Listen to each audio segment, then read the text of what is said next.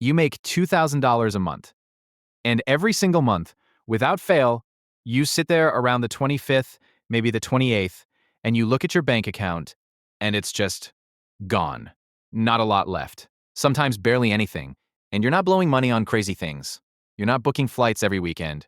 You're not buying designer bags or eating at fancy restaurants every night.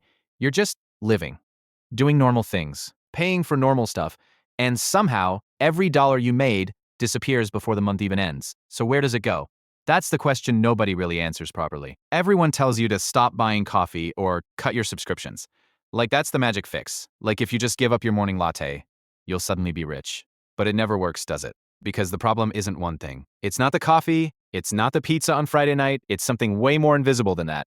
And today, we're going to pull the curtain back. We're going to follow $2,000 dollar by dollar and figure out exactly where it goes. By the end of this, you're going to understand your own money in a way you probably never have before. So, let's start from the very beginning. Meet Alex. Alex is 24 years old, works a regular 9 to 5 at a mid-sized company. Customer service, office admin, something like that. Been at the job about a year and a half. Nothing glamorous, but steady. Every first of the month, the paycheck hits the account. $2,000. Exactly. Alex isn't reckless with money. Actually, Alex thinks pretty carefully about spending. Doesn't gamble, doesn't have expensive hobbies, doesn't smoke, tries to cook at home more than eating out. By every measure, Alex is pretty responsible.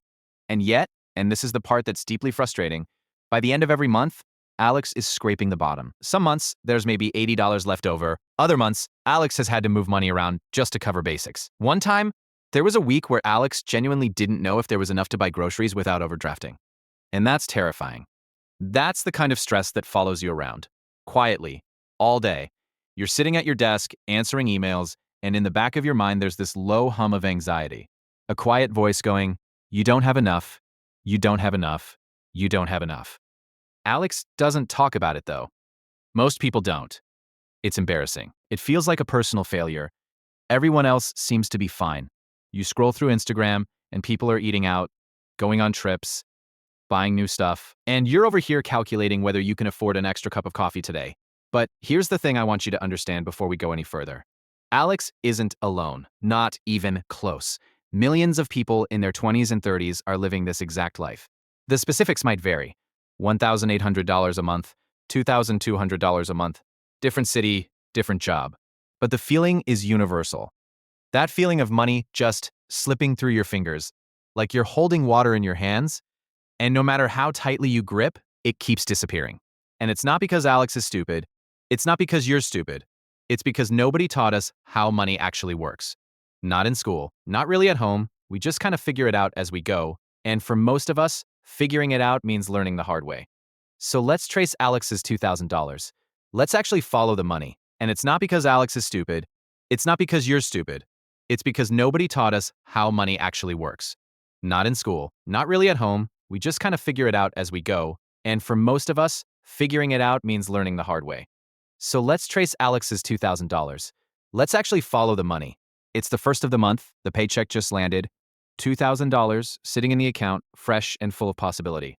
For about 6 hours, Alex feels rich. There's this psychological phenomenon that happens right after payday, this brief window where everything feels okay. The account is full, the world is good, maybe you scroll through some things online, maybe you treat yourself to something small.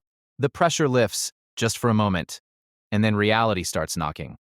The very first thing that comes out before Alex has even done anything is rent. Alex lives in a shared apartment, 2 bedrooms, split with a roommate. It's not a fancy place, it's small, it's fine. It does the job. Alex's share of the rent is $750 a month.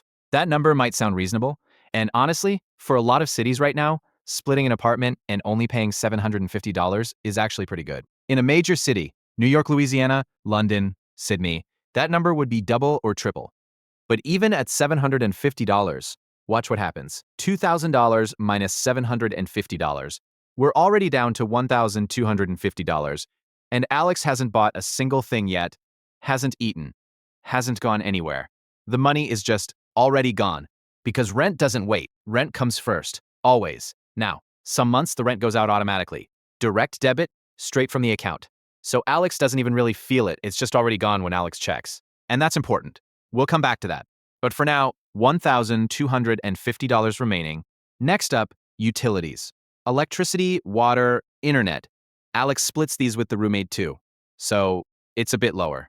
But electricity fluctuates. Some months it's $40, some months in summer, when the air conditioning is going all day, it creeps up closer to $70 or $80. Internet is a flat $30 a month. Alex's share. Water is usually cheap, maybe $15. Let's call total utilities $85 for a typical month. Reasonable, not shocking. $1,250 minus $85. Down to $1,165. Still over $1,000. Okay, fine, that feels like enough to work with. But hold on, we're just getting started. Phone bill. Alex has a fairly standard phone plan. Nothing crazy. $55 a month. Some people pay more, some pay less. But $55 is very, very common for a decent data plan. $1,165 minus $55. $1,110 left. Now we need to get to work. Alex commutes 5 days a week. Doesn't own a car. Good, because car payments are a whole other nightmare we'll get to in a second. So it's public transport. A monthly transit pass costs $90. $1,110 minus $90. $1,020 remaining. Okay, just crossed back over 1,000. Still feels okay, still feels like there's enough. But wait. Groceries? Alex tries to be sensible with food.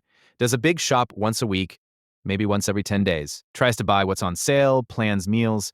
Doesn't buy too much junk. And yet, and this is something that surprises so many people when they actually add it up, the grocery bill is real. Realistic, thoughtful grocery shopping for one person costs between $200 and $300 a month. Let's say Alex is doing well. $220, $1,020 minus $220. $800 left. $800. That's exactly 40% of the original paycheck. And we've only covered the real basics. Shelter, phone, transport, food.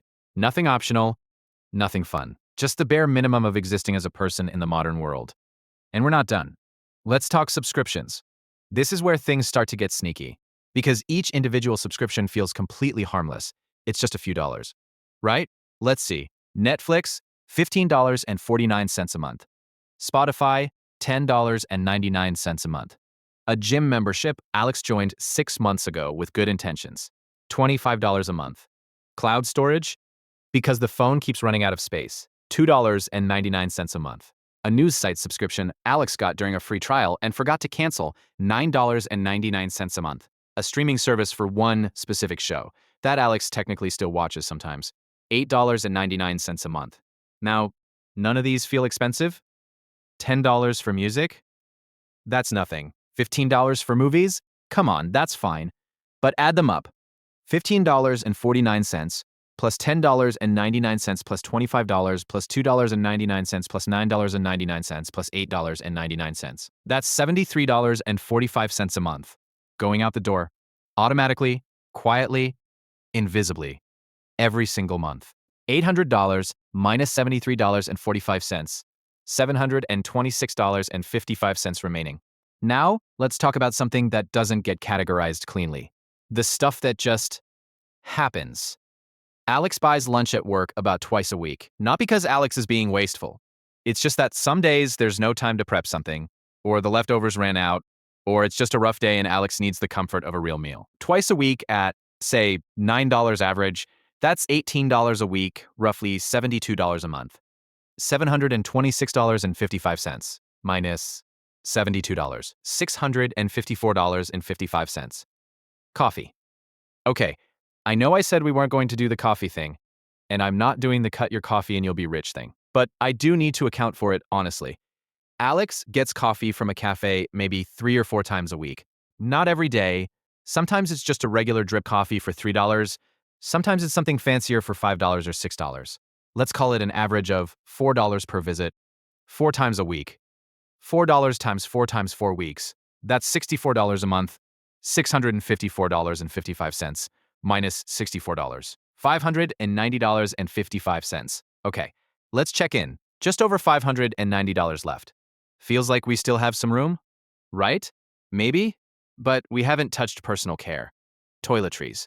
Shampoo, conditioner, Toothpaste, deodorant, razors, or whatever your grooming routine requires. Skincare basics, cleaning products for the apartment, laundry detergent, dish soap.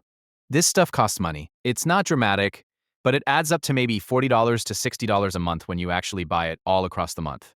In little pieces. $590.55 minus $50, splitting the difference. $540.55. Clothing and shoes. Alex doesn't go shopping every month, but over the course of a year, people do buy clothes. A pair of shoes that wore out, a jacket for winter. Work clothes, because the old ones are getting worn. When you spread clothing spending across 12 months, most people spend somewhere between $50 and $100 per month on average. Alex is pretty restrained, so let's say $50 amortized across the year, which means roughly $50 to allocate here. $540.55 minus $50. $490.55.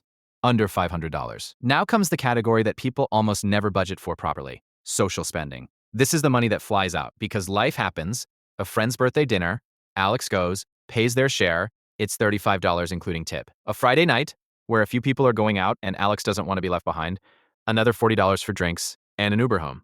A movie with a friend one weekend, $15 for the ticket, $8 for popcorn. A gift for a coworker because everyone is chipping in, $15. These feel like one-off things. They don't feel like a category, but every single month, without fail, some version of this happens. Because life has a social component. Because you have people in your life. Because saying no to everything isn't living. A realistic number here is between $80 and $120 for most people in their 20s. Let's call it $100. $490.55 minus $100. $390.55. And now, the thing that destroys more monthly budgets than almost anything else, the category everyone forgets: unexpected expenses.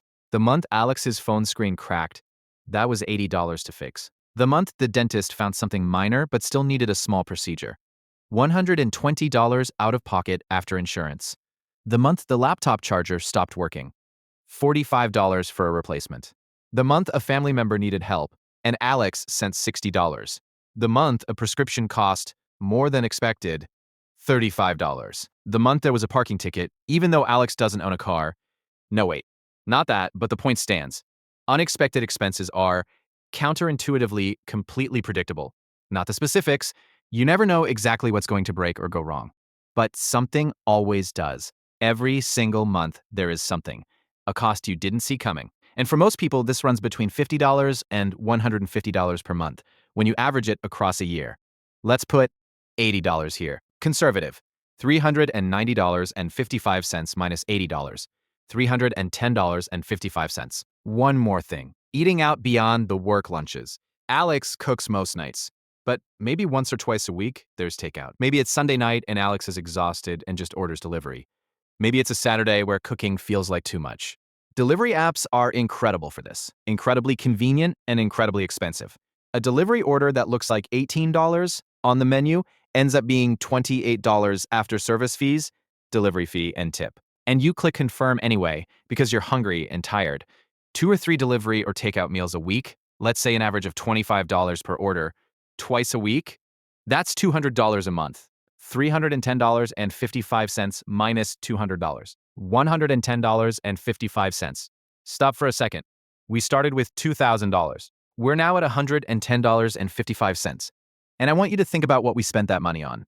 Rent, utilities, phone, transport, groceries, a handful of subscriptions, coffee, lunch at work, social life, clothes, toiletries, takeout, the normal things that life requires. Nothing extravagant, nothing wild, no big ticket luxury items, just life. And we have $110.55 left. No savings, no emergency fund, no investments, no cushion whatsoever, just barely in the positive. Now imagine this happens the same month that something goes slightly more wrong than usual. The car, okay, Alex doesn't have a car, but let's say there's a higher than expected utility bill. Or Alex's rent goes up by $50. Or there's a medical bill that's $150 instead of $80. Or Alex has 2 friends' birthdays in the same month instead of 1. Suddenly, Alex isn't at $110 positive. Alex is in the negative. Overdraft fee, more stress, a little more debt maybe. And next month starts already behind. That's the cycle. Here's what I want to draw your attention to. None of those individual numbers felt catastrophic. Go back through them with me. Rent, necessary. Utilities? Obviously. Phone? Can't function without it. Transport? Have to get to work. Groceries? Need to eat. Subscriptions? They're like $10 each. Coffee? A few dollars here and there. Lunch? Happens. Clothes? People wear clothes. Social stuff? You can't live in a cave. Not your fault. Every single line item has a justification. Every single one of them makes sense on its own. Nothing is obviously the problem. And that's exactly the trap. When nothing feels like the problem, it's easy to feel like there is no problem. Right up until the moment you're staring at a near empty bank account, wondering what happened. This is the core of it. This is the thing that I really want you to sit with for a moment. It's not that you're spending on bad things, it's that there are so many small things, each completely defensible, each barely noticeable on its own, that they collectively consume everything you have. The death by 1,000 cuts, the slow drain that doesn't feel like a drain until the tank is empty. Now let's talk about something that makes all of this so much harder to see. Psychology. The human brain is genuinely evolutionarily bad at tracking small losses over time. We're wired to notice big things. A $500 expense? You feel that. You think about it. You remember it. A $10 subscription you barely use? Your brain files that under basically free. A $4 coffee? That's nothing. A $25 dinner out? I needed to eat anyway. The psychological term for this is something called pain of paying. And here's the crucial thing. It varies enormously based on how you pay. When you pay with cash, you feel the loss. You physically hand over something you hold. It hurts a little. Research actually shows people spend significantly less when using cash. You are literally more conscious of the exchange. But now think about how you actually pay for things in your life. Tap to pay, contactless card, phone to terminal, one click on Amazon, in-app purchase, auto renew, direct debit. You never feel any of it. There's no physical sensation of loss. Your brain doesn't register, I just spent $14.99, the same way it would register handing over three $5 bills. The money exists in some abstract digital space, and it leaves that abstract digital space without you ever quite registering the departure. And companies know this. They know it intimately. Why do you think every streaming service, every gym, every subscription box charges you monthly rather than asking you for one annual payment? Because a $10 monthly charge feels like almost nothing. Ask you for $120 upfront, and suddenly it's a decision. Suddenly you're weighing it. Suddenly you might say no. The auto renew is a masterpiece of psychological design. You signed up once, probably during a free trial, and now it just perpetually continues. You never have to decide to keep it. You'd have to actively decide to stop it. And that requires noticing it, which, given everything we just discussed, often doesn't happen until you're sitting there with your bank statement going, wait, what is Hulu charging me for? I haven't used Hulu in 4 months. This isn't your failure. This is a system specifically designed to keep money flowing out of your account with minimum friction and minimum conscious awareness. Knowing that doesn't fix it automatically. But it does change the frame. It means the problem isn't you being irresponsible. The problem is that you're navigating a world that's architecturally designed to make spending invisible. And here's the other thing that makes it so hard. Comparison culture. Every day, you're surrounded, online, at work, in your social circle, by images of how people spend money. The friend who's always going to new restaurants and posting about it. The coworker who just got new AirPods. The influencer doing a simple grocery haul that somehow costs $300 and looks totally normal. The couple on Instagram who just did a long weekend somewhere beautiful, and unconsciously, your sense of normal spending calibrates to these things you're exposed to. It doesn't feel like you're trying to keep up with anyone. It just starts to feel like certain things are just what people do. You get a new phone because you get the gym membership because that's just something you're supposed to have. You order delivery because that's just how modern life works. The baseline of what feels like normal, what feels like you're just doing the minimum, gets pushed up and up and up. And your $2,000 is chasing a normal that was designed for people who make a lot more. This creates this horrible feeling where you genuinely feel like you're not spending on anything special, and yet you're still broke. Because you're not spending on anything special by the standards of the content you consume, but you're very much overspending relative to what your actual income can sustain. So now we've seen it. The full picture. The $2,000 that started the month full and ended the month nearly empty. The individual items that seemed harmless. The psychology that made each one invisible. The culture that made it all feel normal. And you might be sitting there right now feeling one of a few things. Maybe you're feeling seen. Like this is literally exactly your life, described in perfect detail. Maybe you're feeling a little depressed. Like this all seems impossible to fix. Maybe you're feeling a low-level frustration. Like, yeah, I know, so what do I do about it? I hear all of that. And here's what I want to say before we go any further into solutions. This situation, while genuinely hard, is not hopeless. Not even close. The reason it feels hopeless is because right now, it's invisible. You can't fight what you can't see. But the moment you can see it clearly, really clearly, it stops being this overwhelming wall of confusion and starts being a puzzle with actual pieces you can move around. That's the shift I want to create right now. Let me show you the same $2,000 one more time, but differently this time. Here's what Alex's money actually looks like, laid out cleanly. Housing, $750. That's 37.5% of the total income. Essential utilities and phone, $140 combined, 7%. Transportation, $90, 4.5%. Food total, groceries $220, work lunches $72, coffee $64, takeout and delivery $200. Total food spending $556. That's 27.8% of income. Subscriptions $73.45, 3.7%. Personal care $50, 2.5%, 2.5%. Social and entertainment $100, 5%. Unexpected expenses $80, 4%. Total spent $1,889.45. Remaining $110.55. Now, when you see it like that, all in one place, with percentages, something becomes immediately visible that wasn't visible before. Food. Food is consuming 27.8% of Alex's income, almost as much as rent. And it's scattered across 4 different categories, so it never looked that big. Groceries over here, coffee somewhere else, lunch somewhere else, takeout over there. But combined, it's enormous. $556 a month on food. For one person. That doesn't mean Alex needs to stop eating, obviously. But it means that's where the most variable money is. The money that can be moved without changing life fundamentally. The second thing that jumps out, subscriptions. $73 a month feels small, but annualized, that's $879 a year. Nearly $900 going to services that Alex may or may not actually be using fully. And the third thing, there's effectively zero cushion. After everything, $110 left, which means any unexpected expense above $110 pushes Alex into deficit. And as we established, unexpected things happen literally every month. So now we can see the actual structure of the problem. It's not random chaos, it's a pattern.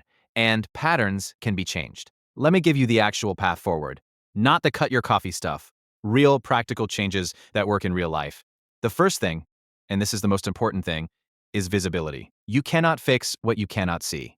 The reason Alex's money disappeared was not purely because of bad decisions. It was because none of the decisions were clearly seen in context.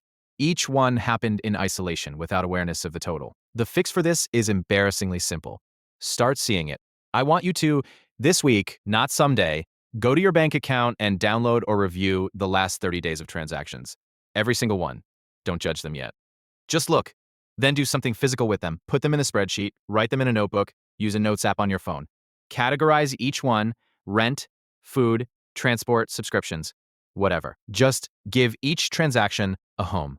This act alone, just the act of looking, clearly, with full information, changes your relationship with your money. Because suddenly it's not invisible anymore. You might be horrified, you might be surprised, you might discover you've been paying for something you completely forgot about. That's fine. That's the point. Visibility is the beginning of everything. The second thing, find your food number. For most people, and I mean most people, this is almost universal. Food is the category with the most waste and the most variability. Not because people are gluttons, but because food decisions get made in moments of hunger, tiredness, convenience, and emotion. We're all going to eat, but how much we spend doing it varies wildly depending on how organized we are. If Alex reduced the takeout and delivery spending from $200 to $100 a month, which still allows for 1 or 2 orders a week, that's $100 freed up. If Alex reduced work lunches from $72 to $36 by prepping lunch just 1 additional day per week, that's $36 freed up. Already, that's $136 more per month, just from one category. And Alex still gets to eat food they enjoy. The point isn't deprivation. The point is intentionality. There's a difference between ordering delivery because you genuinely need a break and it's worth it to you, and ordering delivery because you're on autopilot and it was just the path of least resistance. The goal is to make more of these choices consciously rather than automatically. The third thing, have a subscription audit.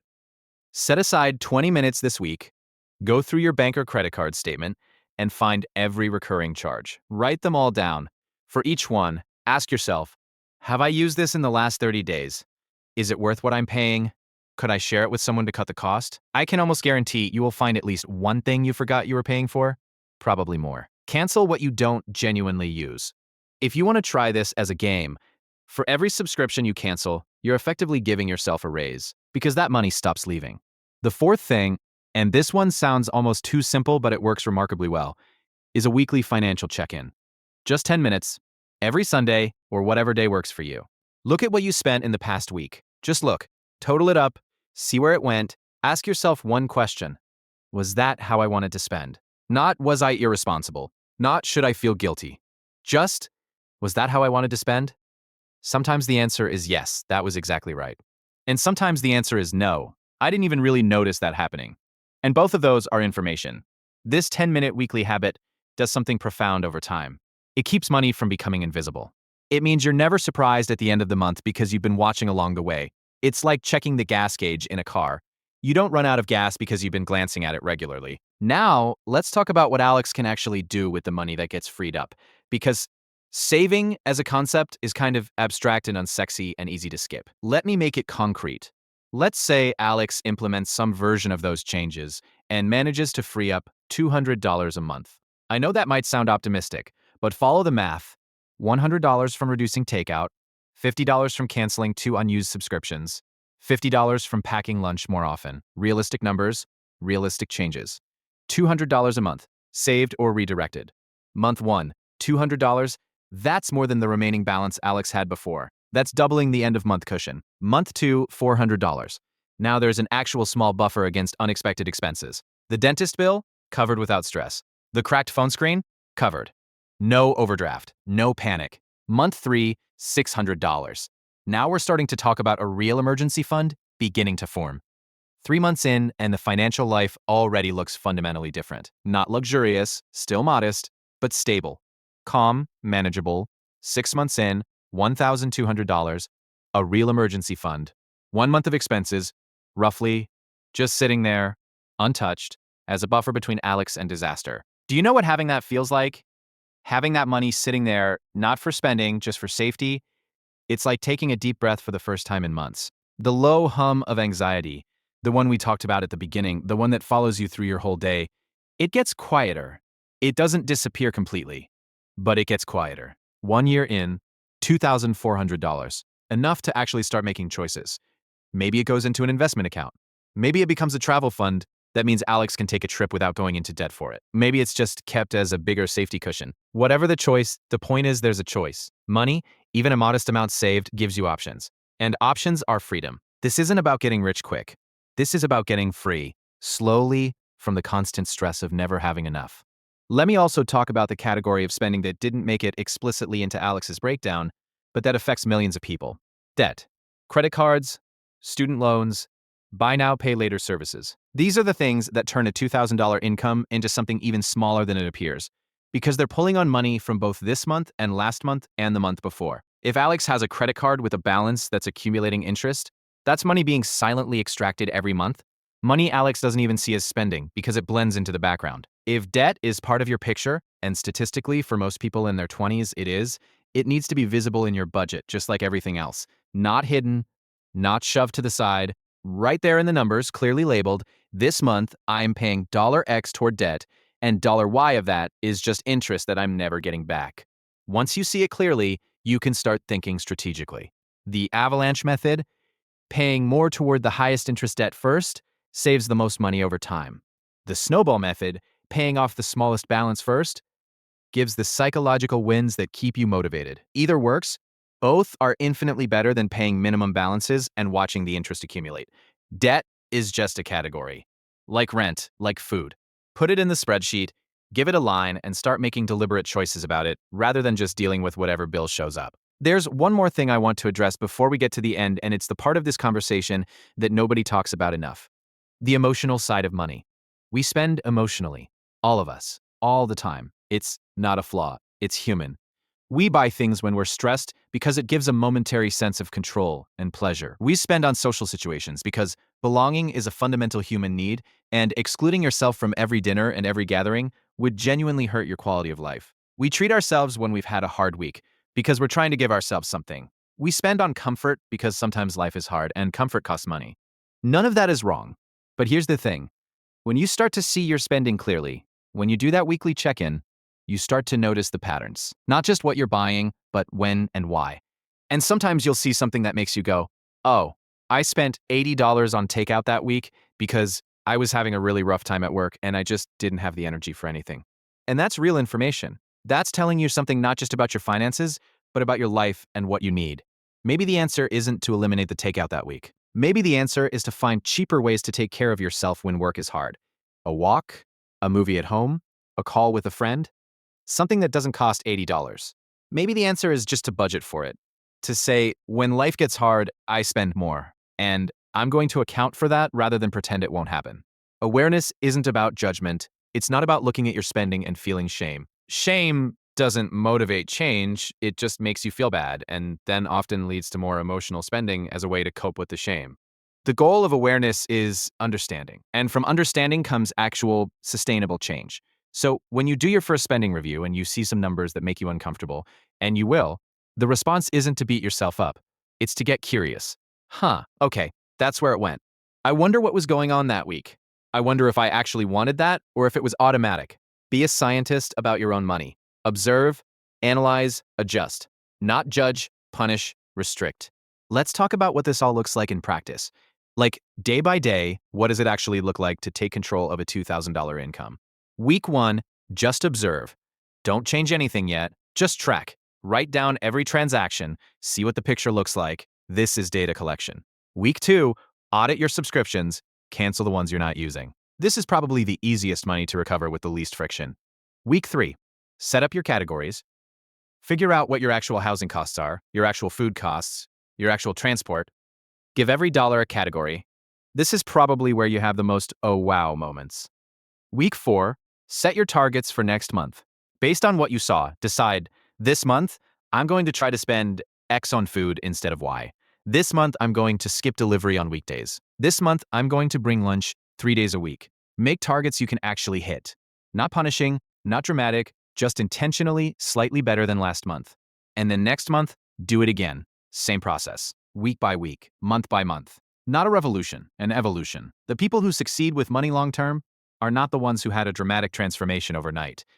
They're the ones who just kept paying attention, kept looking, kept making small adjustments, month after month. And the compound effect of small, consistent improvements over time is genuinely extraordinary. 6 months from now, if you start this process this week, here's what your life could look like. You know exactly where your money is. You're not anxious about your account balance because you checked it this week and the week before, and you know what's coming and what's going out. Your subscriptions are exactly what you actually use and want. Your food spending is conscious, not perfect, not depressing, but intentional. You have some money set aside. Not a lot, maybe, but some. A cushion, a buffer, a beginning. The hum of background anxiety, that constant low-level financial stress that colors everything, is quieter. Not gone. It takes real time and real change to get to true financial peace. But quieter, lighter, more manageable. You feel like you're driving instead of being driven. That feeling, that sense of being in control of your own financial life, even when the income isn't huge, is not reserved for people who make 6 figures. It's available on $2,000 a month. It's available with whatever you have. It just requires you to actually look at it. Clearly, honestly, regularly. So here's what I want to leave you with. The $2,000 didn't disappear because you're bad with money. It didn't disappear because you're irresponsible or immature or somehow failing at adulthood. It disappeared because no one gave you a map. No one sat you down and said, here's how money flows, here's what to watch out for, here's the invisible drain and the psychology and the patterns that will eat your paycheck if you're not paying attention. You were handed a paycheck and told to figure it out. And like most people, you did your best. And your best, without the right information and the right systems, still ended in an empty account. That's not a character flaw. That's a knowledge gap. And knowledge gaps can be closed. You now know things that most people your age don't. You know why money disappears. You know the categories. You know the psychology. You know what to look for and what to change. You're not starting from zero anymore. You're starting from understanding. And understanding, real, clear understanding of what's actually happening, is where control begins. So here's the challenge. Not a big one, not overhaul your entire financial life by Tuesday. Just this. This week, look, pull up your bank account, look at the last 30 days. Give each transaction a category. Add them up, see the picture. That's it. Just look. Because the moment you can see it clearly, it stops being this terrifying invisible force that controls your life. It becomes a set of numbers. Numbers you understand, numbers you can work with, numbers you can, over time, change. The money is yours. It's time to actually know where it goes. So that wraps up our guide on maximizing your savings. If you found this helpful, smash that like button and subscribe for more financial tips.